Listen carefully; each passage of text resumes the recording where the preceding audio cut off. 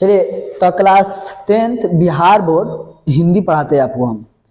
आप लोग को मालूम होगा कि हिंदी 100 मार्क्स का होता है। कितने मार्क्स का होता है? 100 मार्क्स। हिंदी पूरा 100 मार्क्स का आपका एग्जाम होगा और 100 मार्क्स के लिए आपको 3 किताब पढ़ना है। 3 किताब कौन कौन सा पढ़ना है? तो ये देखिए, आपको एक पढ़ना है गोधूली, 2 पढ़ना है वर्णिका और तीसरा का पढ़ना है व्याकरण। क्या पढ़ना है? गोधूली, वर्णिका और व्याकरण, ये तीनों पढ़िएगा तब जाकर आपको कितना मिलेगा? 100 मार्क्स हिंदी में। ये तीनों का स्टडी करने के बाद, पढ़ने के बाद आपको मिलता है 100 मार्क्स।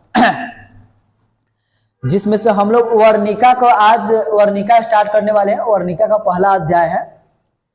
आप अगर किसी ट्यूशन कोचिंग को ज्वाइन किए हुए तो अच्छा बात है। अगर ट्यूशन कोचिंग ज्वाइन नहीं किए हुए तो मोबाइल आपके पास अगर है तो घर पे भी बैठ के पढ़ाई आप कर सकते हैं।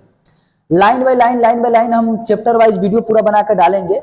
बस आप कमेंट कीजिएगा जरूर कि हाँ हमको ये वीडियो चाहिए, ये वीडियो चाहिए, इस सब्जेक्ट का चाहिए। वो हर सब्जेक्ट का वीडियो बना करके डाला जाएगा, चाहे मैथ हो, साइंस हो, सोशल साइंस हो या फिर संस्कृत हिंदी हो, सब चीज का आपको वीडियो मिलेगा। तो चलिए शुरू करते हैं।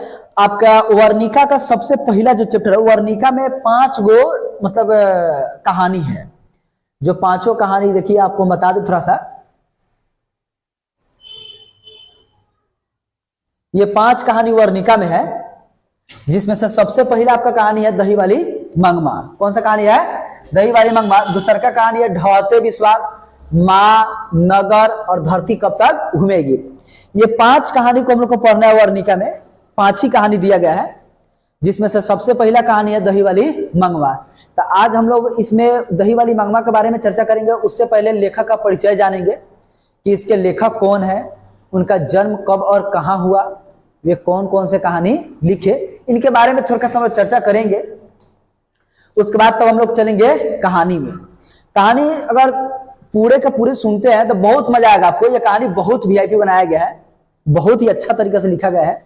यह कहानी हमारे और आपके घर की कहानी है।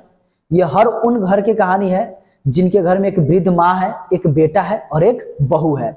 यानी कि हर घर की कहानी है। कहानी वाकई में ये जबरदस्त कहानी है, पढ़ने लायक है, सुनने लायक है। चलिए तो शुरू करते हैं इस कहानी को।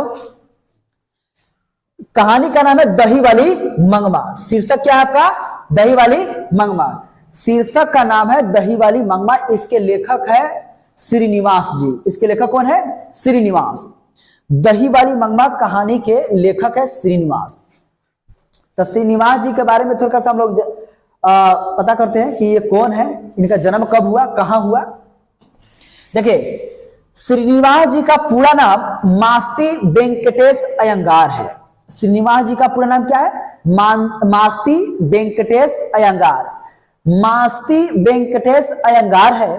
उनका जन्म 6 जून 1891 ईस्वी में कोलार कर्नाटक में हुआ था। श्रीनिवास जी का जन्म कब और कहां हुआ था?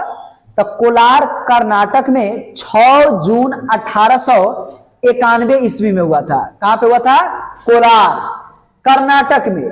कर्नाटक में एक जगह है जिसका नाम क्या है? कोलार। कर्नाटक में एक जगह है जिसका नाम क्या है? कोलार। उसी कोलार में, कर्नाटक के जो जगह कोलार है, उसी कोलार में मास्ती वेंकटेश अयंगार का जन्म हुआ। कब हुआ? 6 जून 1891 ईस्वी में। कब हुआ? 6 जून 1891 ईस्वी में। क्वेश्चन आप ऑब्जेक्टिव अपने नोट्स बुक्स में इस प्रकार तैयार कीजिएगा कि सबसे पहले आपका क्वेश्चन होगा दही वाली मंगमा कहानी के कहानीकार कौन है?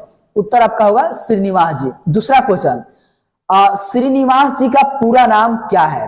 मास्ती वेंकटेश अयंगार। तीसरा क्वेश्चन आपका होगा मास्ती वेंकटेश श्रीनिवास जी का जन्म कब और कहां हुआ?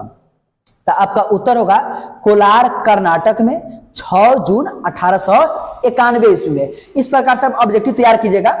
हुआ, श्रीनिवास जी का देहावसान हो चुका है, वे मर चुके हैं, मर गए हैं। वे कन्नड़ साहित्य के सर्वाधिक प्रतिष्ठित रचनाकारों में से एक थे या एक हैं। उन्होंने कविता लिखा, नाटक लिखा, आलोचना लिखा, जीवन चरित्र आदि साहित्य की प्राय सभी विधाओं में उल्लेखनीय योगदान दिया।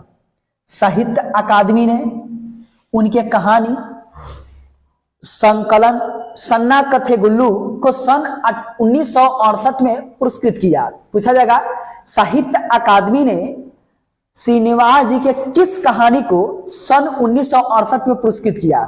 तो आपका वह कहानी होगा सन्ना कथेगुल्लू। कौन सा कहानी है? सन्ना कथेगुल्लू। या क्वेश्चन ऐसे ही पूछा जा सकता है कि सन्ना कथेगुल्लू को किस सन में साहित्य अकादमी द्वारा पुरस्कृत किया गया? तो 1900 कितना में? 68 में। या क्वेश्चन ऐसे होगा कि सन्ना कथेगुल्लू को सन 68 में किसने पुरस्कृत किया? तो साहित्य अकादमी ने। किसने पुरस्कृत किया? साहित्य अकादमी ने। अगला आपका बात है, उन्हें ज्ञानपीठ पुरस्कार भी प्राप्त है। कौन सा पुरस्कार? ज्ञानपीठ पुरस्कार भी श्रीनिवास जी को प्राप्त है। यह कहानी कन्नड़ कहानी, किस प्रकार की कहानी है? कन्नड़ कहानी नेशनल बुक ट्रस्ट से संभार ली गई है। इस कहानी के अनुवादक है B.R. नारायण। पूछा जाएगा दही वाली मंगमा कहानी के अनुवादक कौन है? आप कहिएगा B.R. नारायण। कौन है? B.R. नारायण। तो ये लेखक का परिचय था और ये मुख्य रूप से जो हम बताए आपका ऑब्जेक्टिव था कि उनका जन्म कब हुआ, वे कहाँ जन्म लिए, उनको कौन सा पुरस्कार मिला, कब मिला, ये सब आता है। उनका पूरा नाम क्या है, ये सब उनका मतलब इस चैप्टर का आपका क्या है? ऑब्जेक्टिव है। अब हम लोग चलते हैं डायरेक्ट कहानी में। दही